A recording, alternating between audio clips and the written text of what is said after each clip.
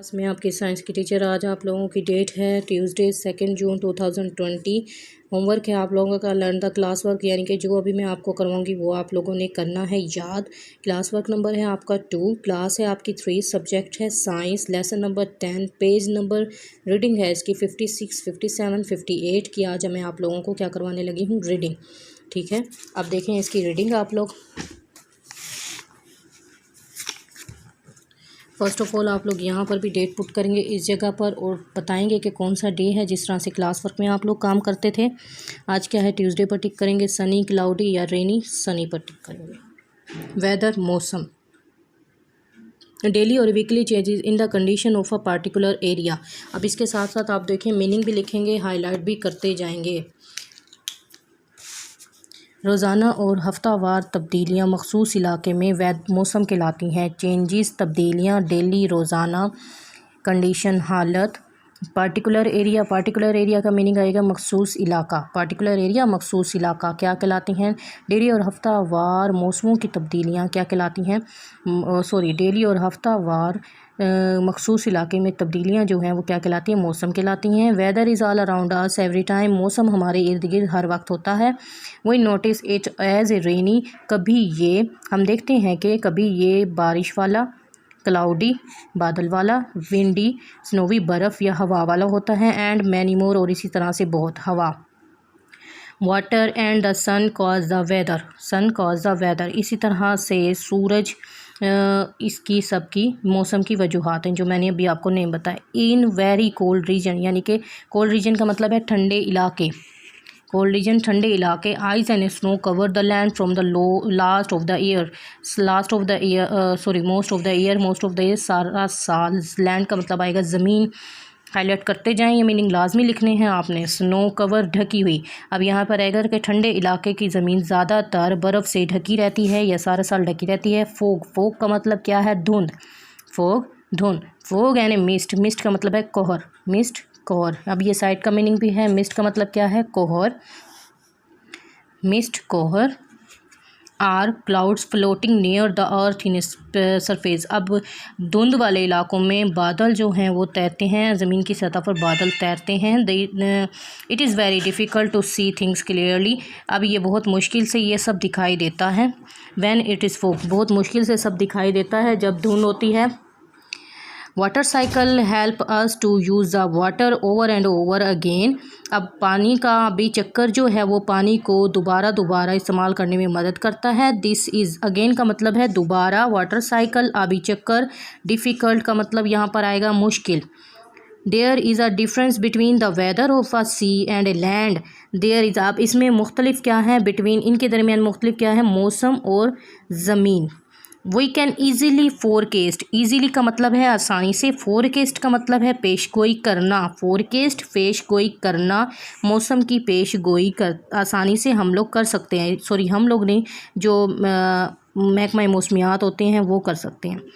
There are many weather stations around the world. यहाँ पर बहुत सारे वेदर स्टेशंस हैं दुनिया में, बहुत सारे हमारे इर्द गिर्द वेदर स्टेशन हैं। दीज फोरकेस्ट आर मोस्टली एक्यूरेट, यानी कि फोरकेस्ट पेश गोई करने वाले बहुत ज़्यादा मोस्टली एक्यूरेट, दुरुस्त पेश गोई करते हैं। मौसम की दुरुस्त पेश गोई करते हैं, यानी कि आज बारिश होगी, आज मौसम अबर आलूद रहेगा, या इस तरह का, या आज आंधी आएगी, हवाएं चलेंगी, इस तरह से। ठीक है। People who forecast weather and work in these stations are called metrologist. अब जो लोग इन वेदर ये पेश गोई करते हैं वहाँ पर और जो काम करते हैं वो क्या कहलाते हैं, महकमे मौसमियात कहलाते हैं, यानी कि मेट्रोलॉजिस्ट कहलाते हैं। अब इसमें देख लें, आप लोगों को कुछ भी मुश्किल नहीं होनी चाहिए इस ट्रांसलेशन में। इंपॉर्टेंट लेसन है ये वाटर साइकिल का। इसकी एक्सरसाइज अब देखेंगे आप लोग, पेज नंबर है 57 की एक्सरसाइज है। इसमें आपके आंसर दिस क्वेश्चन आ रहे हैं जो कि मैं आपको कल करवाऊंगी और आज आपको मैं इसकी एक्सरसाइज करवाने लगी हूँ। देखें जी एक्सरसाइज, पेंसिल हाथ में रखिएगा, टिक करते जाएं। Air, water and the sun cause this. क्या आएगा यहाँ पर, weather. It is different to see things clearly in it, fog. Metrologist can forecast this, यहाँ पर आएगा weather. This is an integral part of our life, यहाँ पर आप टिक करेंगे वाटर पर। This is an orderless substance, क्या है यहाँ पर, वाटर। अब नेक्स्ट देखें इसके, येस और नो आप लोगों ने करने हैं। राइट येस और no next to each statement. Water is necessary for living things, क्या आएगा यहाँ पर? Yes, YES, yes. अब देखें ऊपर मेंशन है येस और no. Water cycle consist of a 5 things. No, क्या है सेकंड का? No. Fresh water exist in a lakes and ocean. No. We can not forecast weather. No. Number 4 क्या है? No. Barometer is a use to measure rain. No. यानी कि first इसका yes है, बाकी सारे इसके क्या हैं? नो। अब नेक्स्ट क्वेश्चन देखें। हाउ इज़, ये ज़्यादा इंपॉर्टेंट होता है एक्सरसाइज में। How is a weather today? Write some about today weather, यानी कि वेदर के बारे में लिखें। It is fine weather today. First line में आप लोग लिखेंगे it is fine weather today.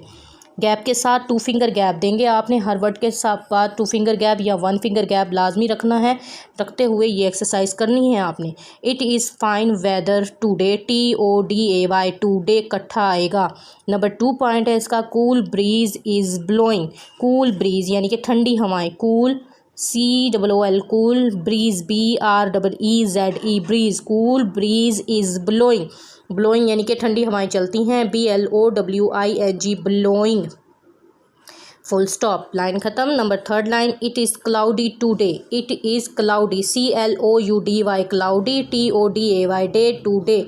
It is cloudy today. Cool breeze is blowing, it is cloudy today. अब इसके 3 पॉइंट्स हैं, आप लोगों ने ये लिखने भी हैं और याद भी करने हैं। अब नेक्स्ट देखें, इसकी डायग्राम पर आते हैं। Label this water cycle and explain it. अब वाटर साइकिल को लेबल करना है और एक्सप्लेन करना है आप लोगों को मैंने ये शायद पहले भी बताया था वाटर साइकिल का सारा। अब इसमें देखें आप लोग क्या करेंगे। ये क्या है? ओशन। यहाँ पर क्या आएगा? आप लोगों ने क्या लिखना है? यहाँ पर ओशन लिख दें, रिवर लिख दें, लेक लिख दें, दोनों ठीक है। लेकिन फर्स्ट लेटर आप लोगों ने क्या करना है? कैपिटल रखना है। अब जब आप डायग्राम को लेबल कर रहे होते हैं, मैंने आप लोगों को पहले भी बताया था कि फर्स्ट लेटर जो है डायग्राम को लेबल करते हुए आप लोगों ने कैपिटल लिखना है, चाहे वो आप बुक पर लेबल करें चाहे आप कॉपी पर लेबल करें, ठीक है। अब ये जो ओशन से जो बुखारात निकल रहे हैं यानी कि वाटर वेपर्स जो जा रहे हैं क्लाउड्स में, ये वाटर वेपर्स क्या कहला रहे हैं? इवेपोरेट कहला रहे हैं। क्या कहला रहे हैं? इवेपोरेशन। इवेपोरेशन, EVA स्पेलिंग लिखें मेरे साथ साथ। इस एरो के साथ एक लाइन ड्रॉ करेंगे स्केल से। यहाँ पर आप लोग लिखें स्पेलिंग EVA PORATION, इवेपोरेशन, ठीक है। अब नेक्स्ट आपका देखें यहाँ से आएंगे क्लाउड्स में। जब भाप बन के पानी ऊपर क्लाउड्स में जाता है तो वो क्या अमल करा रहा है? यहाँ पर प्रोसेस क्या कहला रहा है? कंडेंसेशन। Condensation, CONDENSATION, condensation. फिर क्या बन रहे हैं? क्लाउड्स, CLOUDS, क्लाउड्स लिखेंगे। उसके बाद फिर क्या बन रही है? बारिश, यानी कि प्रेसिपिटेशन। प्रेसिपिटेशन कहाँ लिखेंगे? इस रेन के नीचे, PRECIPITATION, प्रेसिपिटेशन। डन, ठीक है। ये आपकी डायग्राम आप लोगों ने लेबल करनी है। अब इसका क्वेश्चन देख लें, बहुत इंपॉर्टेंट है। पेंसिल हाथों में रखिएगा, लिखते जाएं जैसे जैसे मैं पढ़ रही हूँ। The heat of sun evaporate the water of the rivers, oceans and lakes. Oceans and lakes. The water vapours condensed, CONDENSE, the water vapors condense and form clouds.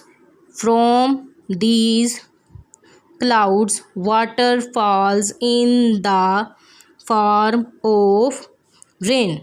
This water cycle take place again and again, ठीक है। Again and again, again पढ़ा दूँ। The heat of sun evaporates, EVAPORATES, evaporates the water of the rivers, यहाँ तक लिख लिया, comma लगाएंगे। Oceans का O कैपिटल आएगा। Oceans and lakes, LAKES, lakes. The water vapours, VAPOURS, condense, CONDENSE, condense. And form clouds, clouds के साथ S, full stop. From these clouds, from these, FROM, from these clouds water falls, पानी गिरता है, falls, FALLS, falls in the form of rain. This water cycle takes place again and again, ठीक है। ये आप लोगों ने करनी है।